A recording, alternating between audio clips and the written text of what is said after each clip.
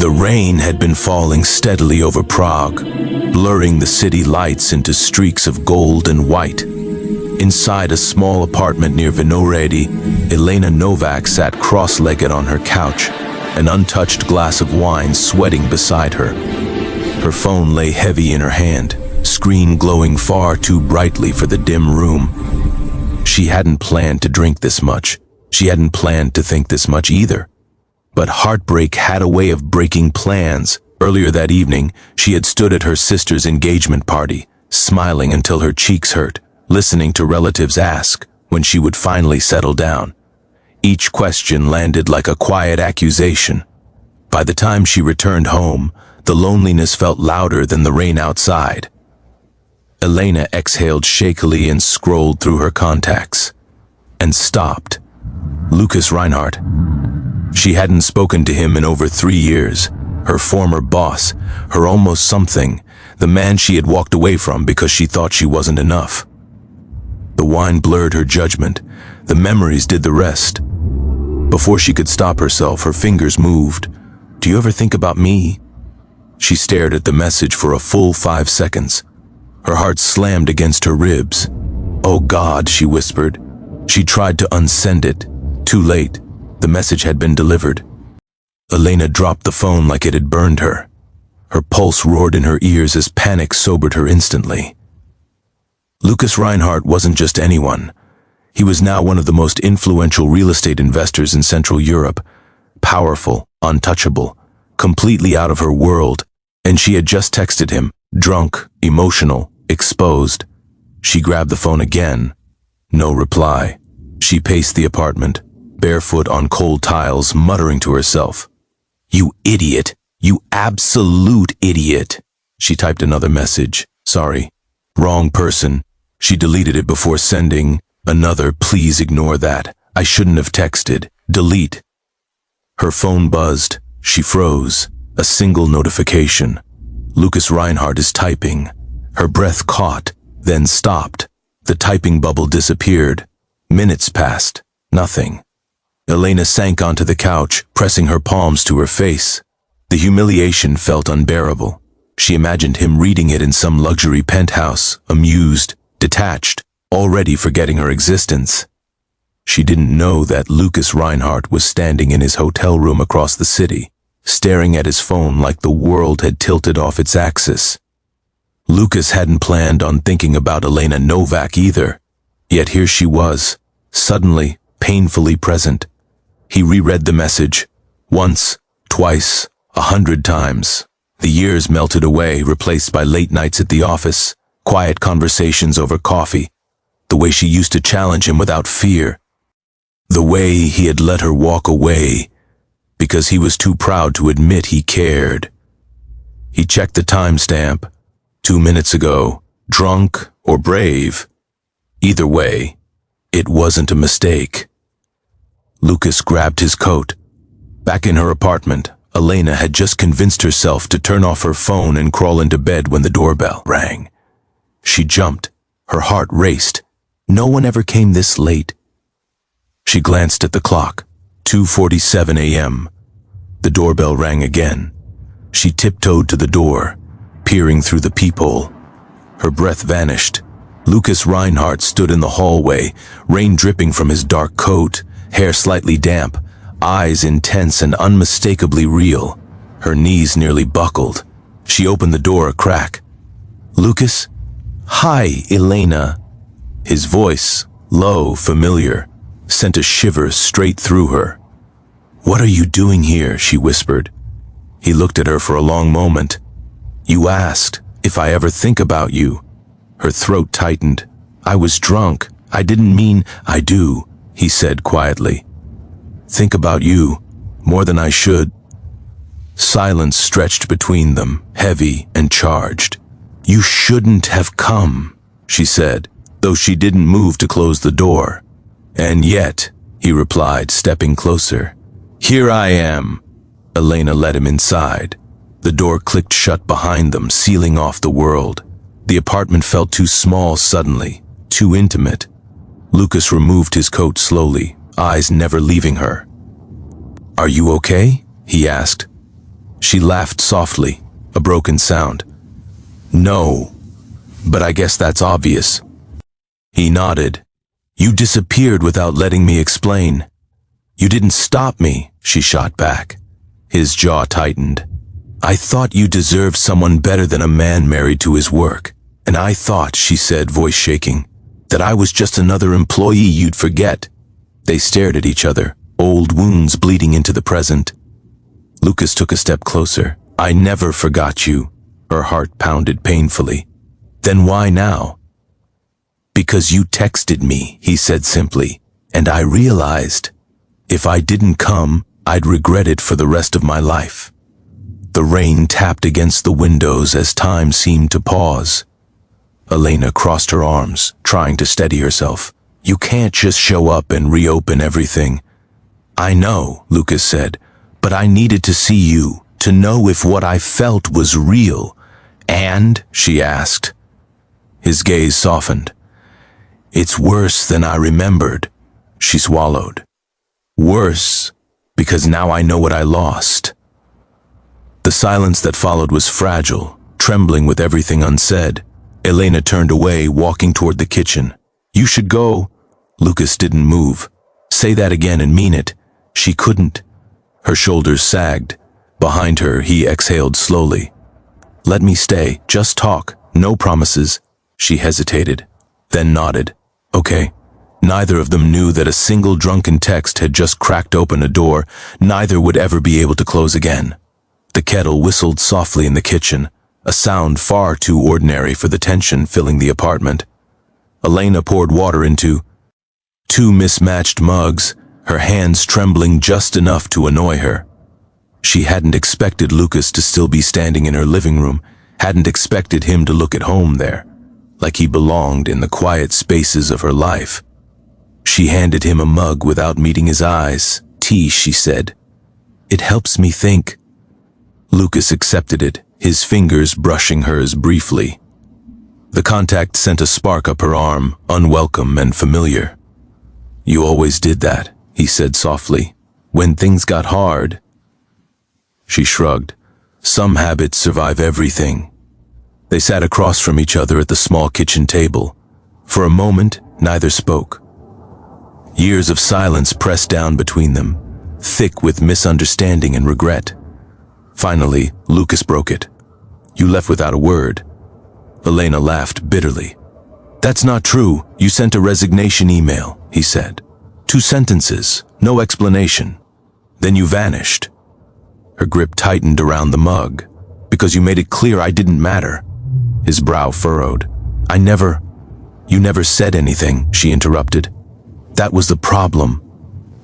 The rain outside intensified, drumming against the windows like punctuation to her words. She pushed back her chair and stood, pacing. Do you remember that night in Vienna? The conference dinner? Yes, Lucas said immediately. You wore that blue dress. You challenged a developer twice your senior and won. She shook her head. Afterward, when I waited for you, he hesitated. I waited, she continued, voice cracking. You told me we'd talk, that you had something important to say. I waited for 2 hours, Lucas. I was pulled into a meeting, he said. An emergency with investors. And you didn't think to text me? She snapped. I stood there feeling stupid, thinking I imagined everything between us. Lucas stood now too. Elena, that night, she said, turning to face him, eyes shining, was when I realized I was invisible to you. The moment business called. That's not fair, he said quietly. Maybe not, she admitted, but it was how it felt. Silence settled again, heavier this time. Lucas ran a hand through his hair. I was afraid. She blinked. Afraid of what? Of crossing a line, he said. You worked for me. You were brilliant, ambitious, talented, and I knew if I said what I felt it could ruin everything. Your career, my company, us. Elena stared at him. So instead you said nothing. Yes, he said, and that was my mistake. Her shoulders slumped. I thought you didn't see me. I saw you, he said fiercely. Every day. That was the problem. She sank back into her chair, exhaustion washing over her. I left because staying was destroying me, she whispered. I was falling for a man who wouldn't even admit I existed beyond spreadsheets and late-night strategy meetings. Lucas crouched in front of her, meeting her eyes. I was wrong. I should have fought for you. Tears welled, but she blinked them back. And now, he said carefully, I don't want to repeat the same mistake. Elena looked away. You're not the same man anymore. No, he agreed. I'm worse in some ways, smarter, more guarded, but I'm also clearer about what I want. And what is that? She asked. He didn't answer immediately. Instead, he studied her face, the faint lines near her eyes, the strength beneath her vulnerability. Her heart skipped painfully. You don't get to say that like it's simple. I know, he said. That's why I'm here instead of sending a message. The clock ticked loudly on the wall. Elena inhaled deeply. I'm not the same woman either. I can see that, Lucas said gently. I've built a life, she continued. It's quiet. It's mine. I can't afford to fall apart again. I'm not asking you to, he replied. I'm asking for honesty, the kind we never gave each other. She hesitated, then nodded. Okay, honesty. Lucas straightened. Do you regret leaving? She considered it carefully. No. I regret how. His jaw tightened. I regret letting you go. A long pause followed. Then Elena laughed softly. You know what's ironic? What? If I hadn't been drunk, I never would have texted you.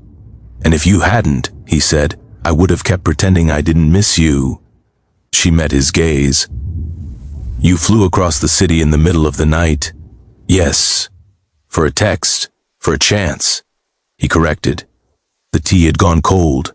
The night stretched on. Elena rubbed her temples. What happens now, Lucas? He took a breath. We don't rush. We don't rewrite. History. We start where we are. And where is that? She asked. Two people who once cared deeply, he said, standing in a kitchen at 3 a.m, finally telling the truth. She smiled faintly. That sounds dangerous. It is, he admitted. But so is pretending we're nothing. He glanced at the door. If you want me to leave, say the word. She didn't. Instead, she asked quietly, do you still drink your coffee black? He smiled. Always. She stood, then stay, at least until morning. Lucas nodded, relief softening his features. Thank you. As dawn crept closer, neither of them realized this night wasn't just about closure. It was the beginning of something unfinished, demanding to be lived properly, this time without silence. Morning arrived quietly, slipping through the thin curtains in pale gold streaks. Elena woke before the alarm, disoriented for a moment, then acutely aware of the unfamiliar presence in her apartment.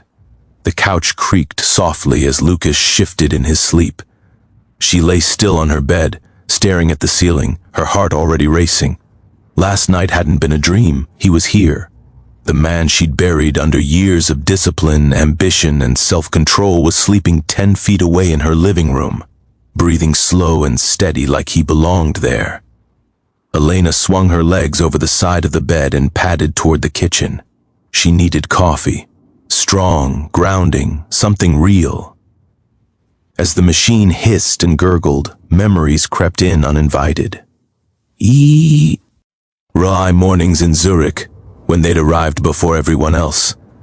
His quiet concentration. The way he'd hand her a coffee without asking how she took it. Black, always black. She poured 2 cups before she could stop herself.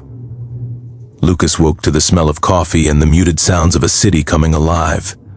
For a brief moment, he forgot where he was, until he noticed the unfamiliar ceiling, the soft gray walls, the framed photographs that weren't his.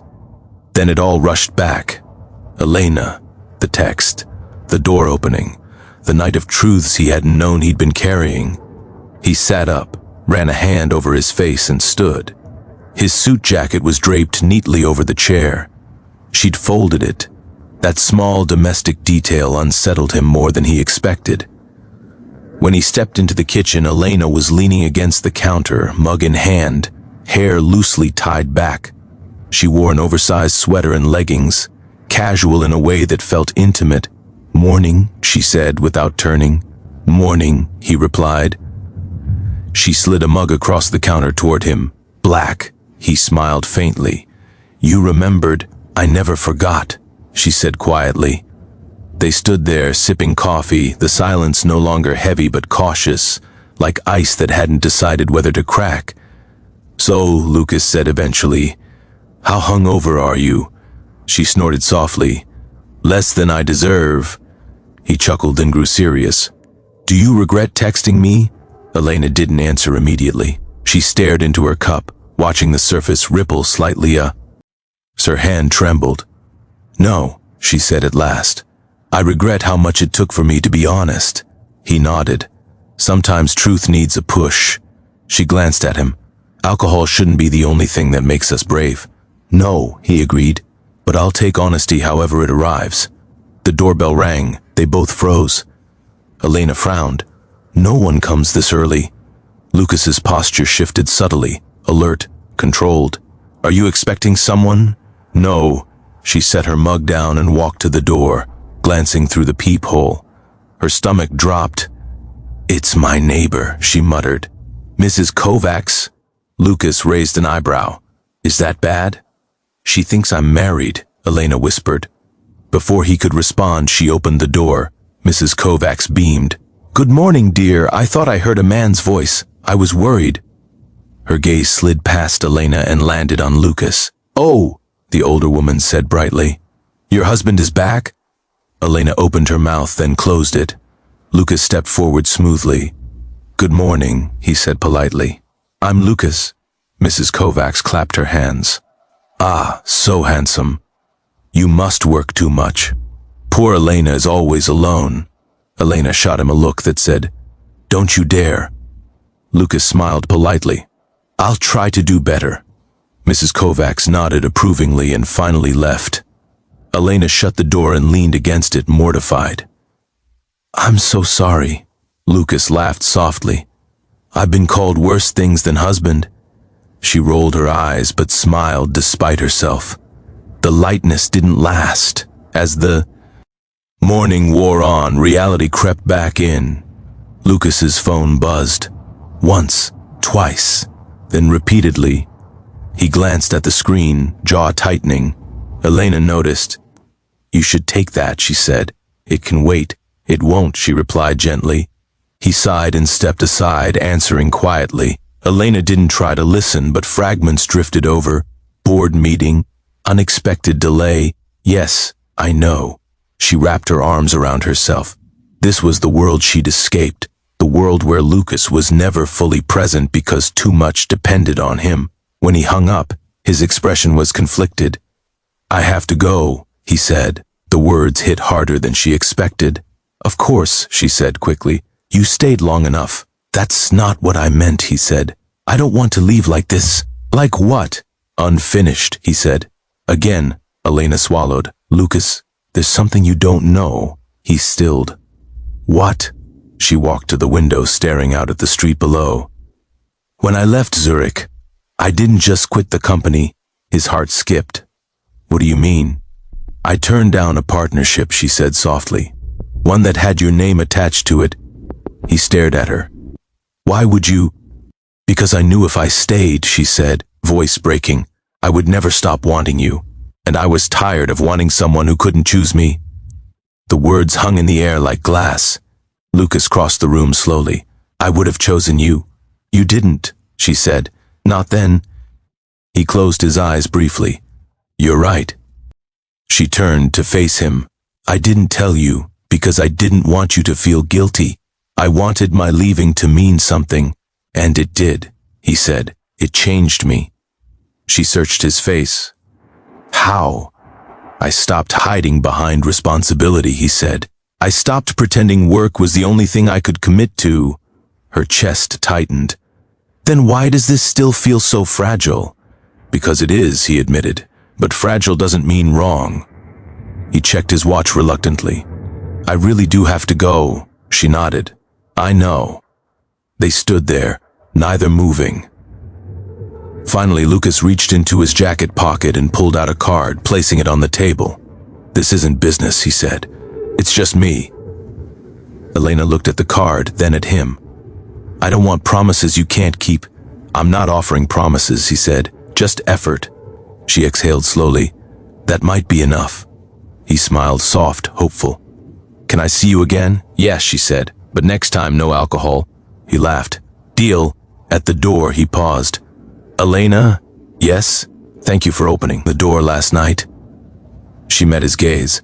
Thank you for knocking. When the door closed behind him, Elena leaned against it, heart racing, not from regret, but from possibility.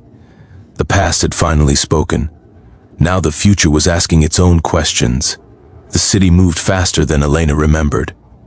After Lucas left, she tried to return to her routine, emails, design drafts, client calls, but everything felt slightly off, like a familiar song played in the wrong key. Her phone sat beside her laptop, silent and heavy with expectation. She told herself she wasn't waiting for a message. She failed. By noon, her assistant knocked lightly on the office door. Elena? There's a call for you, from Zurich. Elena's stomach tightened. From who? They said it's Helios Group. Her fingers froze above the keyboard. Helios wasn't just any firm. It was the firm, Lucas's firm, the one she had walked away from with shaking hands and a steady spine. Tell them I'm unavailable, she said automatically. Her assistant hesitated. They said it's important. Elena closed her eyes briefly. Then, put it through. Ms. Rossi, the voice on the other end said smoothly. This is Martin Keller, executive director at Helios Group. She recognized the tone immediately. Polished, confident, used to being obeyed. How can I help you, Mr. Keller? She asked coolly. We're hosting a private innovation summit this weekend, he said. Mr. Adler specifically requested your presence. Her grip tightened on the phone. I no longer work for Helios. No, Keller agreed. But your work still defines part of our future. Mr. Adler believes your perspective is irreplaceable. Elena stared out the window at the city below. Did he tell you to call me? There was a pause. Yes, I'll think about it, she said. Excellent, Keller replied. A car will be sent if you accept. The line went dead. That evening, Elena sat on her couch, staring at the invitation email. Ill, glowing on her tablet. Zurich, Helios, Lucas. It felt like the universe was daring her to repeat history, or finally confront it. Her phone buzzed. Lucas, I heard they contacted you. I didn't know they would act so fast. She exhaled slowly and typed back. Elena, you always did underestimate how much they listened to you. Dots appeared, disappeared, appeared again. Lucas, I didn't ask them to pressure you. Elena, but you didn't stop them either. Several minutes passed. Lucas, you're right. I should have called first. She set the phone down without replying. The summit was impossible to avoid. 2 days later, Elena stood in the mirrored elevator of the Grand Aurora Hotel, smoothing the front of her tailored charcoal dress. She hadn't agreed to attend because of Lucas, not entirely. She'd agreed because part of her wanted to see if she still belonged in that world. The doors opened to a sea of polished shoes, low voices, and familiar faces. Heads turned, whispers followed. Elena Rossi? She left years ago. She was supposed to be Adler's successor. Elena walked forward anyway, spine straight, expression unreadable. Across the room, Lucas stood mid-conversation. When he saw her, everything else seemed to fade. His posture shifted, subtle but unmistakable. He excused himself immediately. You came, he said quietly when he reached her. So did you, she replied. He smiled faintly. I was hoping. I wasn't, she said honestly. But I'm here. Before he could respond, Keller appeared beside them. Mr. Adler, we're ready to begin. Miss Rossi, we're honored. Elena inclined her head politely. Lucas glanced at her, eyes searching. This isn't a trap, he murmured. Then why does it feel like one? She replied. The presentation was intense. Elena spoke last, unplanned, unscheduled. But when she stood, the room stilled. Her voice was calm, measured, powerful. She challenged assumptions, questioned projections, and proposed a direction no one else had dared to articulate, including Lucas. When she finished, silence followed, then applause, real applause. Keller leaned toward Lucas. She's extraordinary. Lucas didn't respond. He was watching Elena like he'd just seen her clearly for the first time. Afterward, the crowd dispersed into smaller clusters. Elena found herself cornered by executives offering contracts, partnerships, promises. She deflected them all. Lucas approached once the room thinned. You own that room. She shrugged. I didn't forget who I am. I think I forgot, he said softly. She met his gaze. That's what scares me. They stepped onto the terrace overlooking the city lights. The air was cool, grounding.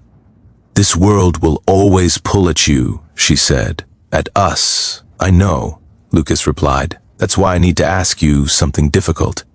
She crossed her arms. I'm listening. If we try again, he said carefully, it can't be the way it was. I won't hide behind the company. I won't ask you to make yourself smaller. And if the BOA R&D disagrees, she asked. Then they'll learn, he said. Or I will. She studied him. That's a big promise. I know, he said. And I won't ask you to trust it blindly. Silence stretched between them. Then Elena said, I won't go back to Helios. His brow furrowed. I didn't ask you to. But you hoped, she said. Yes, he admitted. Because I wanted you close. She nodded slowly. Then you'll have to meet me where I am. I'm trying to, he said. That's why I came to your door. A camera flash exploded nearby. Elena turned just as a journalist lowered her lens. Mr. Adler, the woman called. Is Miss Rossi returning to Helios Group? The question hung sharp in public. Lucas didn't hesitate. No, he said clearly. She's choosing her own path. Elena's breath caught. And do you support that? The journalist pressed. Lucas turned to Elena, eyes steady. Completely. The moment rippled through the crowd. Elena felt something loosen in her chest. Later, alone again, she leaned against the terrace railing. You didn't have to do that. I did, he said. Because for once I wasn't thinking about optics. She looked at him. What were you thinking about? You, he said simply. The city lights shimmered below them, full of promise and peril. Elena took a breath. This doesn't fix everything. I know, Lucas said. But, she added, it's a start. He smiled, not triumphant, relieved. As the night deepened, neither of them noticed how many eyes were watching, or how quickly the story of their reunion was already spreading. The city of Prague glittered beneath them as morning dawned again. Elena sat on her terrace, the cold metal railing pressing against her palms, the wind tangling her hair. Her phone vibrated constantly. A flood of messages and notifications from social media, colleagues, and news outlets. The reunion at the Helios summit had gone viral. She scrolled reluctantly. Headlines screamed, "Former Helios star returns," and sparks mystery with CEO Lucas Reinhardt seen with Elena Novak after years apart, and even worse, will love or career win? Her stomach churned. This wasn't what she had intended. She hadn't asked for attention, publicity, or speculation. She only wanted a single night to speak truth. Lucas appeared at the terrace door, still in his black coat from the night before, hair slightly mussed from sleep. I see the world has discovered our late-night discussion, he said lightly, though his eyes held concern. Elena sighed. Discovered? That's an understatement. They're everywhere. I didn't plan this. He stepped closer, setting his hands on the railing beside hers. I know. And I don't want it to frighten you, but I also won't hide from it. She looked at him, exhaling shakily. Lucas, I can't go back into that world. Not yet. And I don't want to be pushed into decisions because of cameras, rumors, or board members. Then we don't, he said softly. We choose our pace, on our terms. The next few days were tense. Lucas and Elena tried to navigate their rekindled connection in the midst of a public storm. Everywhere she went, colleagues whispered. Every cafe visit drew curious eyes. Yet Lucas remained her constant, by phone, in person, quietly offering support. One morning she walked past a park where children played, absorbing the normalcy she had been missing. Lucas joined her quietly. She wasn't sure why he'd come. Perhaps because he couldn't stand distance. Perhaps because he wanted to show her, without words, that he was there, steady. Do you regret last night? She asked quietly. Lucas shook his head. Not for a second. You don't regret leaving Helios either? She pressed. Giving up so much? No, he said, because it led me here. To you, and I can't imagine being anywhere else. Her throat tightened. And the world? It won't let us be anywhere else. Then we adapt, he said, together. Later that week, Elena faced a professional crossroads. The Helios board offered a freelance consulting position, remote, flexible, and prestigious. It was the perfect opportunity, but Lucas wanted her to consider joining him on a project he was leading, one that would demand her full presence in the corporate world she had once abandoned. She wrestled with the choice. Independence versus partnership. Privacy versus visibility. The life she had built versus a future she might not be ready to claim. That evening she met Lucas in a quiet cafe, far from press and colleagues. He had her favorite cappuccino waiting. You've been quiet, he observed. I'm thinking, she admitted, about what I want, not what everyone else wants. Good, he said, reaching across the table, because I don't want to pressure you. But I will be honest. I want us. I want you close, and I'm willing to risk everything for it. Her breath caught. Everything? Yes, he said. The company, the image, the expectations. You're worth it. Elena studied his face, seeing sincerity etched into every line. No grand gestures, no empty promises, just truth.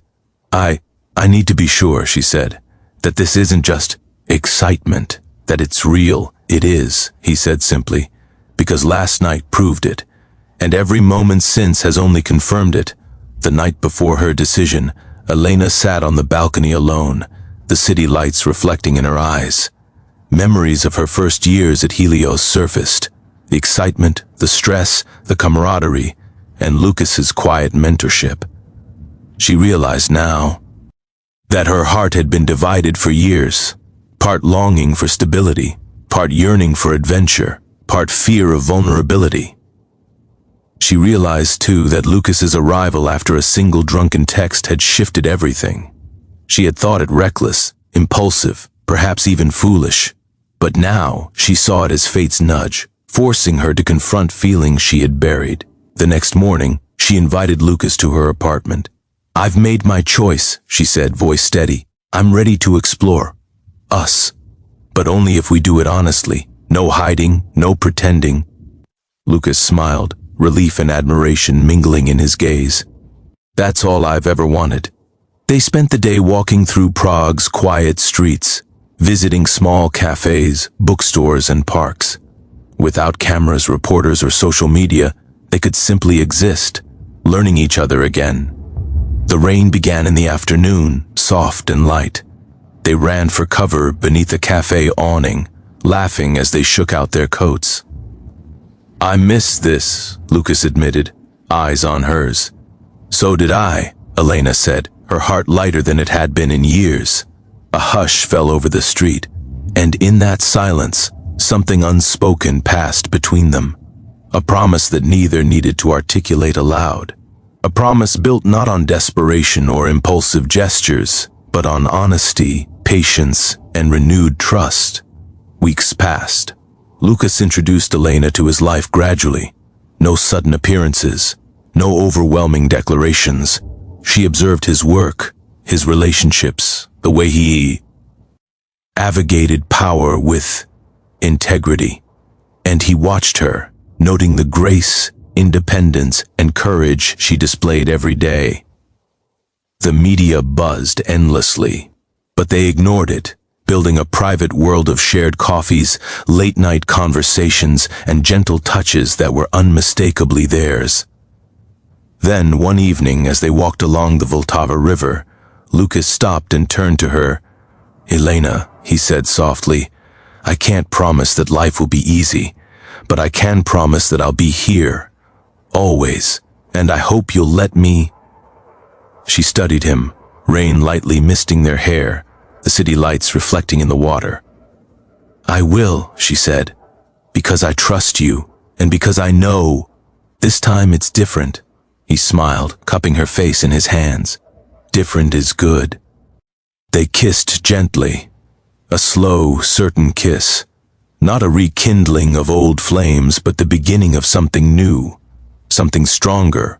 The drunken text, the midnight knock, the raw honesty, it had changed everything. But in its wake, Elena and Lucas discovered something neither could have expected, the courage to choose each other fully, in a world that would always try to pull them apart. And in that moment, under the soft drizzle of Prague, they didn't care about the world, the headlines, or the past. They only cared about the life they were beginning together. The rain softened, and with it, the weight of years disappeared. Elena laughed softly, resting her head against his shoulder. "I never thought a drunken mistake could lead to this." Lucas smiled. "Neither did I, but I'm grateful it did, and for the first time in years, everything felt right." More stories will keep coming, so please don't forget to like and subscribe.